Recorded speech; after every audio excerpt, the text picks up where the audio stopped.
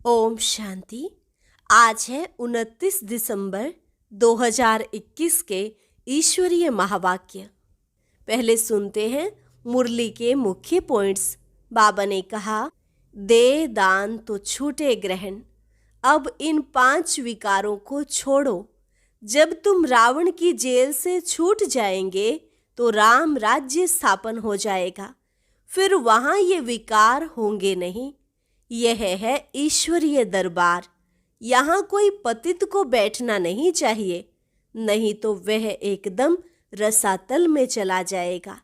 फिर कहा, पतित पावनी कोई गंगा नहीं है, ना ही वह ज्ञान सुना सकती। पतित पावन एक बाप है, वही तुमको सृष्टि के आदि मध्य अंत का ज्ञान सुनाते हैं। सभी तो सूर्यवंशी बन नहीं सकते। अवस्था अनुसार ही हर एक का पार्ट होता है। जो आश्चर्यवत भागंती हो गए हैं, जरूर वह कम जन्म लेंगे। वह तो प्रजा में भी बहुत देरी से आएंगे, क्योंकि ग्लानि कराई है ना। आगे कहा, आत्मा एक शरीर से निकल जाकर दूसरा लेती है, तो मनुष्य शरीर को याद कर रोते रहते। तुमको रोने की दरकार नहीं, अब मोह जीत बनना है। सदा स्मृति रहे, मैं शिव बाबा का बच्चा बना हूँ, मुझे किसी बात की परवाह नहीं। अगर कुछ घाटा भी पड़ गया तो क्या हुआ, अभी तुम भविष्य 21 जन्मों के लिए पदम पति बन रहे हो। और लास्ट में बाबा ने कहा, अगर देवता बनना है तो दैवी गुण धारण करो। यहाँ तुम पुण्य आत्मा बनने आए हो, इसलिए आसुरी खान पान त्याग देना है। तुम्हारा यह धन दौलत आदि सब मिट्टी में मिल जाने वाला है। अगर जीवन सफल करना है तो अपना तन मन धन सब इसमें लगाओ। और अब सुनते हैं महावाक्यों को विस्तार से। मुरली का सार। मीठे बच्चे, तुम आधा कल्प के लिए सुख धाम में हॉलीडे मनाएंगे, क्योंकि वहां दुख का नाम निशान नहीं है। प्रश्न, ब्राह्मण बच्चों को बाप ऐसी कौन सी युक्ति बताते हैं जिस युक्ति से वे अपना जीवन सफल कर सकते हैं? उत्तर, बाबा कहते, मीठे बच्चे, अपना जीवन सफल करना है तो अपना तन मन धन सब ईश्वरीय सेवा में लगाओ। फॉलो फादर करो, फिर देखना इसकी एवज में तुमको क्या मिलता है। आत्मा गोल्डन बन जाएगी, तन भी बहुत सुंदर मिलेगा, धन तो अथाह मिल जाएगा। गीत, आखिर वह दिन आया आज। ओम शांति। जब बाप ओम शांति कहते हैं तो दादा भी ओम शांति कहते हैं। बच्चे भी अंदर में कहते हैं ओम शांति। जब कोई भाषण करते हैं तो ओम शांति कहते हैं। वहाँ सब बैठे हुए भी कहते हैं ओम शांति। रिस्पॉन्ड जरूर देना होता है। अभी तुम बच्चे समझते हो आत्माओं और परमात्मा का अभी मिलन हो रहा है। गाया भी हुआ है, आत्मा परमात्मा अलग रहे बहुकाल। जिससे बहुत काल अलग रहते हैं उनसे ही सम्मुख मिलते हैं। वह आते हैं अपना पार्ट बजाने। भक्ति मार्ग में जिसको इतना ढूंढते रहते हैं, आखिर वह दिन भी आता है जबकि बाप से मिलना होता है। सिर्फ एक भारत ही अविनाशी खंड है, बाकी सब हैं विनाशी खंड। नई दुनिया में तो सिर्फ भारत ही होता है। भारत का कभी विनाश नहीं होता है। यह तो है ही। अभी तो कितने खंड हैं। भारत में जब देवी देवताओं का राज्य था तो वहाँ कोई खंड नहीं था, सिर्फ भारतवासी ही थे और कोई मनुष्य नहीं थे। भारत में सिर्फ सूर्यवंशी देवी देवताओं का राज्य था। अभी उन्हों के सिर्फ चित्र रह गए हैं। यादगार तो रहना चाहिए ना। पहले कितना छोटा झाड़ होता है, उसको कहा जाता है राम राज्य, ईश्वरीय राज्य। ईश्वर की स्थापना है ना। अभी तो है आसुरी स्थापना और सतयुग की है दैवी स्थापना। ईश्वर की स्थापना आधा कल्प चलती है, फिर आसुरी स्थापना होती है जिसको रावण राज्य कहा जाता है। वह है निर्विकारी दुनिया और यह है विकारी दुनिया। दुनिया में कोई जानते नहीं कि यह दुनिया का चक्र कैसे फिरता है। देवी देवता फिर कहाँ गए? पावन सो फिर पतित कैसे बने? सीढ़ी उतरना होता है ना, कलाएं कम होती जाती हैं। जैसे चंद्रमा को ग्रहण लगता है तो कहा जाता है दे दान तो छूटे ग्रहण। अभी बाप कहते हैं 5 विकारों को छोड़ो। जब तुम रावण की जेल से छूटेंगे तो राम राज्य स्थापन हो जाएगा। वहां यह 5 विकार होते नहीं, यह भी किसको पता नहीं। मनुष्य समझते हैं यह सदा से ही चले आते हैं। दुनिया में मनुष्यों की है अनेक मत, तुम्हारी है एक मत। इसको कहा जाता है अद्वैत मत। यहाँ है आसुरी मत। तुम जानते हो हम भारतवासी राम राज्य में थे, पूज्य सो पुजारी बने हैं। तुम बच्चों की बुद्धि में यह नॉलेज अभी बैठी है, हम ही पूज्य थे, फिर पुनर्जन्म लेते लेते पुजारी बने हैं। वह समझते हैं परमात्मा ही पूज्य पुजारी बनते हैं, उनकी ही सारी लीला है, सभी परमात्मा ही परमात्मा है। यह सबसे बड़ी भूल है। अभी तुम बच्चों को तो खुशी होती है, जिस बाप को आधा कल्प याद किया है अभी वह मिला है। कहते भी हैं दुख में सिमरन सब करे, सुख में करे ना कोई। वही आत्माएं फिर दुख में आती हैं तो बाप को याद करती हैं। सतयुग में कोई भी बाप को बुलाएंगे नहीं। तो अभी आत्माओं का परमात्मा से, परमात्मा का हम आत्माओं से मेला होता है। बाप ही ज्ञान का सागर है, इसमें पानी के सागर की बात नहीं। संगम पर देखो कुंभ का कितना बड़ा मेला लगता है। अभी सच्चा सच्चा मेला तुम्हारा लगा हुआ है। सब तो इकट्ठे मिल नहीं सकते, कोई कहाँ से कोई कहाँ से आते हैं। मेले पर कितने लाखों मनुष्य जाते हैं स्नान करने। जन्म जन्मांतर यह स्नान करते आए हैं। कहते हैं यह मेला लगता ही रहता है। छोटा और बड़ा कुंभ भी कहते हैं। अब बाप तो एक ही बार आते हैं पतितों को पावन बनाने। गंगा पतित पावनी है तो क्या वह ज्ञान सुनाएगी? यहाँ तो पतित पावन बाप बैठ सृष्टि के आदि मध्य अंत का ज्ञान सुनाते हैं। बच्चे जानते हैं अभी दुनिया की हालत क्या है। विनाश तो बच्चों ने देखा है। अर्जुन तो यह ब्रह्मा ठहराना, यह तो है मनुष्य का रथ। यह बताते हैं हमने विनाश भी देखा, अपनी राजधानी भी देखी, तब छोड़ा। घर आदि सब कुछ फट से छोड़ दिया। विनाश तो होना ही है, यह कोई नई बात नहीं है। यह है ईश्वरीय दरबार। इसमें कोई पतित को बैठना नहीं चाहिए, नहीं तो वह एकदम रसातल में चला जाएगा पतित बनने से।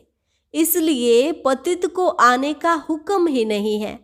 ऐसे कोई कोई आ जाते हैं, समझते हैं इन्हों को क्या पता कि हम विकार में गए। यह बड़ी गंदी चीज है। विलायत में 4-5 बच्चे पैदा करने वालों को इनाम मिलता है। सतयुग में तो एक ही बच्चा होता है, सो भी विकार की वहां बात नहीं।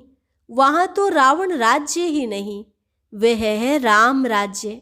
कन्या शादी करती है तो कन्या को गुप्त रीति से बहुत कुछ मिलता है जो किसको पता नहीं पड़ता। बाप भी कहते हैं बच्चे तुमको गुप्त दान देता हूँ, किसको पता पड़ता है क्या हम क्या दे रहे हैं? यह है गुप्त, कोई समझ नहीं सकते कि यह बीके विश्व के मालिक बनेंगे। यह तुम अभी समझते हो हम विश्व के मालिक थे, फिर 84 जन्म लेते हैं। हम कल्प कल्प बाबा से वर्षा लेते हैं, कहते हैं बाबा, हम कल्प कल्प आपसे मिलते हैं, कल्प पहले भी मिले थे। बाबा को ही राम कहते हैं। राम त्रेता वाला नहीं, उनको तो सिर्फ उनका बच्चा ही बाबा कहेगा। यह तो है बेहद का बाप। अब बाप तुम बच्चों को कहते हैं, तुम बच्चों को दैवी गुण धारण कर ऐसा बनना है। इन देवी देवताओं की कितनी महिमा करते हैं, परंतु समझते कुछ भी नहीं। कहते हैं अच्युतम केशवम। अब कहाँ राम कहाँ नारायण, सबको मिला देते हैं, अर्थ कुछ भी नहीं निकलता। अभी तुमको नटशेल में सब कुछ समझाया जाता है। द्वापर से लेकर यह भक्ति मार्ग शुरू होता है। 84 का चक्र लगाकर नीचे उतरना ही है। 84 जन्म गाए जाते हैं। बाबा ने पूछा, यहाँ तुम बैठे हो तो क्या सब 84 जन्म लेंगे या कोई 80-82 भी लेंगे? क्या सब पास होंगे? क्या भागंती हो जाने वालों के जन्म कम जास्ती नहीं होंगे? अवस्था अनुसार ही हर एक का पार्ट होगा ना। बहुत हैं जो आश्चर्यवत भागंती हो जाएंगे, फिर सतयुग में कैसे आएंगे? वह तो प्रजा में भी बहुत देरी से आएंगे, क्योंकि ग्लानि करते हैं। इतने सब थोड़े ही सूर्यवंशी में आ सकते हैं। नंबरवार पुरुषार्थ अनुसार माला बनती है। बाप तो ज्ञान का सागर है, कौन सा उसमें ज्ञान है यह कोई भी नहीं जानते हैं। तुमको अब ज्ञान मिल रहा है, वह तो सिर्फ स्तुति करते हैं, समझ से कुछ भी नहीं। इसको कहा जाता है भक्ति मार्ग। त्योहार भी जो मनाए जाते हैं वह हैं सब इस समय के, जो फिर बाद में मनाए जाते हैं। तुमको तो आधा कल्प सुख में हॉलीडे मिल जाती है, कभी दुख का नाम नहीं देखेंगे। हॉलीडे हो जाता है क्योंकि तुम पवित्र हो जाते हो ना। बाप समझाते हैं तुम्हारा यह अंतिम जन्म है। जब रावण राज्य शुरू होता है उसको मृत्यु लोक कहा जाता है। मृत्यु लोक मुर्दाबाद, अमर लोक जिंदाबाद होता है। सुख और दुख, राम और रावण का यह खेल है। राम द्वारा तुम राज्य पाते हो, रावण द्वारा तुम राज्य गंवाते हो। बाप कहते हैं तुम अपने जीवन को नहीं जानते हो, और कोई ऐसे कह ना सके। बाप ही बतलाते हैं। वह तो 84 लाख कह देते हैं, फिर तो कल्प की आयु लाखों वर्ष हो जाती। कुछ भी बुद्धि में नहीं आता जो इन बातों को समझ सके। कल्प की आयु भी रोंग लिख दी है। यह शास्त्र आदि सब भक्ति मार्ग के हैं। तुम बच्चों को कितना सहज समझाया जाता है, आगे चलकर और अच्छी रीति समझाएंगे। जब कोई मरता है तो उस समय सिर्फ थोड़ा वैराग्य आता है, उसको कहा जाता है शमशानी वैराग्य। शमशान से बाहर निकल मार्केट में गए तो खलास, जाकर मांस मदिरा खरीद करेंगे। तुम बच्चों को इस समय है सारी पुरानी दुनिया से वैराग्य। बाबा समझाते हैं वैराग्य 2 प्रकार का है। निवृत्ति मार्ग वालों का है हद का वैराग्य, वह प्रवृत्ति मार्ग के लिए ज्ञान देंगे नहीं। दोनों पवित्र बनो यह वह कह नहीं सकते, गीता वह सुना न सके। तुमको तो ज्ञान सागर से ज्ञान मिलता है, वह समझते भी हैं, परंतु उनको डर लगता है। आगे चलकर मान लेंगे बरोबर गीता कृष्ण ने नहीं सुनाई। अगर अब कहेंगे तो उनके सब फॉलोअर्स भाग जाएंगे, फट से कहेंगे इनको बीके का जादू लगा है। अब बाप समझाते हैं अगर देवता बनना है तो दैवी गुण धारण करो। मुख्य बात है पवित्रता की। यहाँ मनुष्यों का खान पान ही देखो कितना आसुरी है। जन्म जन्मांतर की पाप आत्माएं हैं, पुण्य आत्मा एक भी नहीं है। अभी तुम बन रहे हो। सतयुग में सब पुण्य आत्माएं होती हैं, वहाँ है ही श्रेष्ठाचारी पावन। यहाँ है भ्रष्टाचारी पतित। सतयुग में 5 विकार होते नहीं।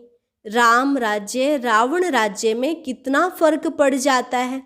इनको तो रावण राज्य कहेंगे ना। पतित पावन एक ही गॉड फादर है। तुम जानते हो वह हमारा बेहद का बाप है। बेहद के बाप रचयिता को रचना याद करती है। बाबा ने समझाया है सतयुग में है एक बाप, फिर होते हैं 2 बाप, लौकिक और पारलौकिक। तुमको है 3 बाप, लौकिक, पारलौकिक और अलौकिक। भक्ति मार्ग में लौकिक बाप होते भी पारलौकिक बाप को याद करते हैं। यहाँ तो यह वंडरफुल है, बाप और दादा दोनों बैठे हैं। यह भी तुम बच्चे जानते हो, फिर घड़ी घड़ी भूल जाते हो। प्रजापिता ब्रह्मा तो गाया हुआ है ना, वह अभी ही मिलता है। प्रजापिता ब्रह्मा है साकार, वह है निराकार। निराकार और साकार दोनों इकट्ठे हैं। दोनों का हाईएस्ट पोजीशन है। इनसे बड़ा कोई होता नहीं। और कितना साधारण रीति से बैठे हैं।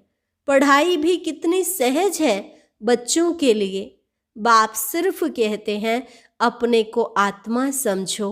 आत्मा अविनाशी है, यह देह विनाशी है। एक शरीर से आत्मा निकल जाकर दूसरा शरीर लेती है। तुमको रोने की दरकार नहीं है। मनुष्य शरीर को याद करने से रोते हैं। तुमको रोने की दरकार नहीं। सतयुग में कभी रोते नहीं। वहाँ है ही मोह जीत। यहाँ ये सब बातें तुमको संगम पर ही समझाई जाती हैं। तुमको यह लक्ष्मी नारायण का चित्र देखकर बहुत खुशी होनी चाहिए। इसलिए बाप ने कहा है यह लक्ष्मी नारायण त्रिमूर्ति का बैज व मेडल जेब में डाल दो। घड़ी घड़ी पॉकेट से निकाल कर देखो, ओहो हम तो यह बनने वाले हैं। बहुत खुशी होगी। औरों को भी दिखाकर खुश करो कि हम यह बन रहे हैं। देखने से खुशी होगी। मैं तो शिव बाबा का बच्चा हूँ। मुझे किसी बात की क्या परवाह करनी है। कुछ घाटा पड़ा सो क्या। हम तो भविष्य 21 जन्मों के लिए पदम पति बनते हैं। देखो बाबा ने सब कुछ दे दिया, फिर फायदे में है या घाटे में है। बाबा अब सम्मुख समझा रहे हैं तुम्हारा यह धन दौलत सब कुछ मिट्टी में मिल जाने वाला है। अपना जीवन सफल करना है तो अपना तन मन धन इसमें लगाओ। फिर इनके एवज में देखो तुमको क्या मिलता है। आत्मा भी गोल्डन बन जाती तो तन भी सुंदर, धन तो अथाह रहता है। अच्छा, मीठे मीठे सिकिलधे बच्चों प्रति माता पिता बाप दादा का याद प्यार और गुड मॉर्निंग। रूहानी बाप की रूहानी बच्चों को नमस्ते। रूहानी बच्चों की रूहानी बाप दादा को नमस्ते नमस्ते, गुड मॉर्निंग। धारणा के लिए मुख्य सार। पहली पॉइंट, मैं शिव बाबा का बच्चा हूँ। मुझे भविष्य 21 जन्मों के लिए पदम पति बनना है। इसी खुशी में रहना है और सबको खुश करना है। किसी बात की परवाह नहीं करनी है। दूसरी पॉइंट, एक बाप की अद्वैत मत पर चलकर बेहद का वैरागी बनना है। एक बाप को फॉलो करना है। वरदान, रुहाब और रहम के गुण द्वारा विश्व नव निर्माण करने वाले विश्व कल्याणकारी भव।